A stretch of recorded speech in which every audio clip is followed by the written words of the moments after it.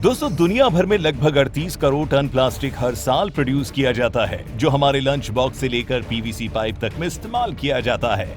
लेकिन जहां हमें प्लास्टिक के फायदे पता है, वहीं इसके नुकसान भी हम वाकिफ हैं। हम जानते हैं कि आज किस तरह प्लास्टिक हमारे पर्यावरण के लिए एक बहुत बड़ी समस्या बन गई है।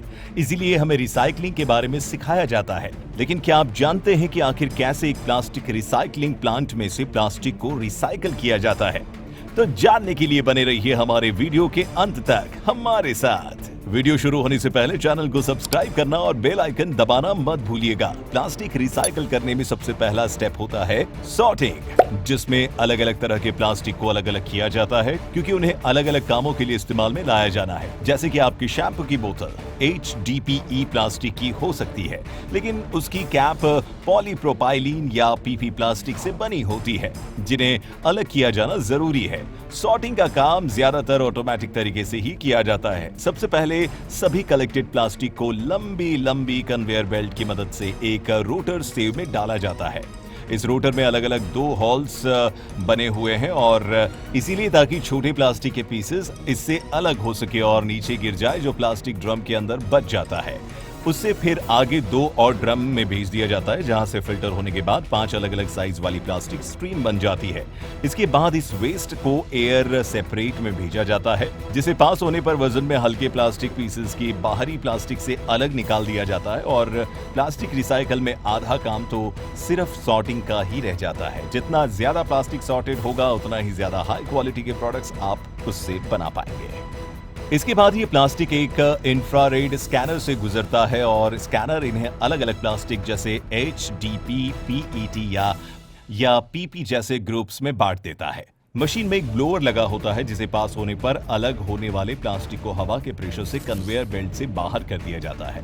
अब मशीन के बाद एक बार कर्मचारी द्वारा भी प्लास्टिक को पिक किया जाता है। जो प्लास्टिक सही होता है उसे कन्वेयर बेल्ट पर ही रहने दिया जाता है, और खराब प्लास्टिक या फिर प्लास्टिक के साथ आए वुडन पीसेस को या पुराने जूतों जैसा कचरा वर्कर्स अलग हटा देते हैं।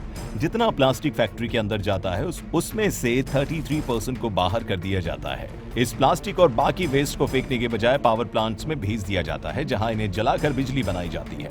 फैक्ट्री में बचे सभी प्लास्टिक को फिर एक प्रेसिंग मशीन में डालकर प्रेस किया जाता है। इसकी बड़ी बड़ी बेल्स बनाई जाती है। अब यहाँ PC, PET, HDP प्लास्टिक की अलग अलग बेल्स बनाकर तैयार है, जो 94 से 98% तक प्योर प्लास्टिक है। इसके बाद इन्हें अलग अलग प्लास्टिक प्लांट्स में भेजा जाएगा।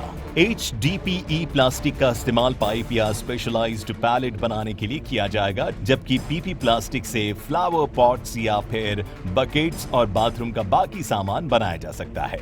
PET प्लास्टिक का इस्तेमाल फैब्रिक बनाने में होता है, जिससे कपड़े बनाए जाते हैं। आपकी चेयर्स, टेबल्स और बाकी प्लास्टिक फर्नीचर भी PET से ही बनता है। प्लास्टिक को रिसाइकल करने के लिए यहाँ HDP प्लास्टिक को एक श्रेडर में डाला जा रहा है, जो इस प्लास्टिक को छोटे छोटे पीसेस में तोड़ देगा।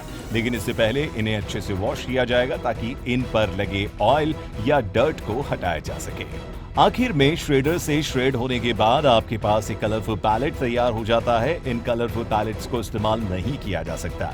इन्हें कलर्स के हिसाब से अलग अलग करना जरूरी है, और ज्यादातर कंपनी सिर्फ व्हाइट पैलेट्स को ही प्रेफर करती है। इन प्लास्टिक पैलेट्स को इसके बाद एक सेपरेट मशीन में ले जाया जाता है। सेपरेट मशीन में हजारों पैलेट्स को एक साथ साइड या बाय साइड अलग अलग स्लाइड से गुजारा जाता है। पहली साइड से गुजरते हुए LED लाइट्स इन पैलेट्स पर पड़ती है, जिससे इनका रंग उभरने लगता है, और मशीन के स्कैनर से इन पैलेट्स को कलर के लिए स्कैन करते हैं। इस प्योर डेटा को फिर एक कंप्यूटर रियल टाइम में एनालाइज करता है, और यही कंप्यूटर एक दूसरे पैनल को भी कंट्रोल करता है, जिसे 60 से ज्यादा एयर नोजल्स लगे होते हैं। ये एयर नोजल्स एक एयर ब्लास्ट की मदद से अनवांटेड कलर वाले प्लास्टिक पैलेट्स को बाहर कर देते हैं, और सिर्फ व्हाइट प्लास्टिक पैलेट्स ही बचते हैं। इस मशीन को बाकी कलर्स के लिए भी डिजाइनिंग कर सकते हैं। ये पूरी तरह से फैक्ट्री और उसके क्लाइंट पर निर्भर करता है कि उसे किस तरह का प्लास्टिक चाहिए। इस मशीन में कुल 5 स्लाइड्स होती हैं। पहली 2 स्लाइड्स पर यह प्रोसेस शुरुआती तौर पर होने के बाद इन्हें अगली 2 स्लाइड से फिर गुजारा जाता है। अब तक इतना मटेरियल फिल्टर हो चुका है कि अब 2 की बजाय आखिर में एक ही स्लाइड से इसे गुजारा जाता है, और 3 बार फिल्टर होने के बाद अब ये कलरलेस सफेद पैलेट्स नेक्स्ट स्टेप के लिए तैयार है। हर घंटे में ये मशीन 800 किलो प्लास्टिक पैलेट्स को सेपरेट कर देती है, जो 99% तक प्योर होते हैं।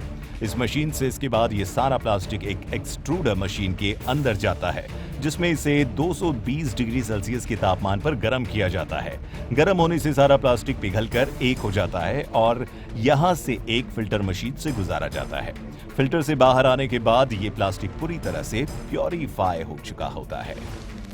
इस लिक्विड प्लास्टिक को फिर ठंडा किया जाता है और उसके ग्रैनुअल्स बना दिए जाते हैं। अब ये प्लास्टिक पूरी तरह से इस्तेमाल में लाया जा सकता है। इस ग्रैनुअल्स को बहुत सी प्लास्टिक कंपनीज खरीद लेती है, जहां जाने के बाद इनसे मैन्युफैक्चरिंग शुरू होती है। यहां पर हम HDPE की बोतल मैन्युफैक्चरिंग की तरह नजर डालेंगे। प्लास्टिक के इन ग्रैनुलेस को सबसे पहले एक नोजल मेल्टिंग के लिए खींच लेती है, फिर इन्हें एक मशीन में मेल्ट किया जाता है। मेल्ट होने के बाद प्लास्टिक में हवा ब्लो करके बॉटल्स को अपनी शेप में लाने लगती है और फिर बॉटल्स को ठंडा कर लिया जाता है। आगे जाकर एक ऑटोमेटिक मशीन इन बॉटल्स को स्कैन करती है और बोतल के एक्स्ट्रा प्लास्टिक को काट कर अलग कर देती है। ये काटा हुआ प्लास्टिक फिर से इस्तेमाल में लाया जाएगा। अब बारी है इनके ऊपर कैप लगाने की, जो इसी तरह से रिसाइकल्ड हुए PP प्लास्टिक से बनाई गई है। तो इस तरह से प्लास्टिक को रिसाइकल कर लिया जाता है। लेकिन हैरानी की बात तो ये है कि जहां दुनिया में 38 करोड़ टन प्लास्टिक हर साल प्रोड्यूस की जाती है, लेकिन इसमें से सिर्फ 30 से 40 लाख टन ही एक्चुअली रिसाइकल की जाती है, जो 9% से भी थोड़ा कम है। इन्हीं सब कारणों की वजह से इस वक्त हमारे पर्यावरण पर पूरा असर पड़ रहा है और दुनिया भर में प्लास्टिक का इस्तेमाल कम करने से लेकर उसे ज्यादा से ज्यादा घर से ही अलग अलग डस्टबिन से सेपरेट करते हुए भेजने की गुजारिश आए दिन लोग एक दूसरे से करते रहते हैं। और आप किस तरह से अपने घर में प्लास्टिक का इस्तेमाल कम कर रहे हैं या आपने अब तक नहीं किया है, तो आप आगे कैसे सुनिश्चित करेंगे कि प्लास्टिक कम से कम इस्तेमाल हो? अपनी राय और अपना सुझाव हमें कमेंट में जरूर लिखिएगा। अगर आपको ये वीडियो पसंद आया हो तो वीडियो को लाइक करें और जाते जाते चैनल को सब्सक्राइब करना ना भूलें। Thank you.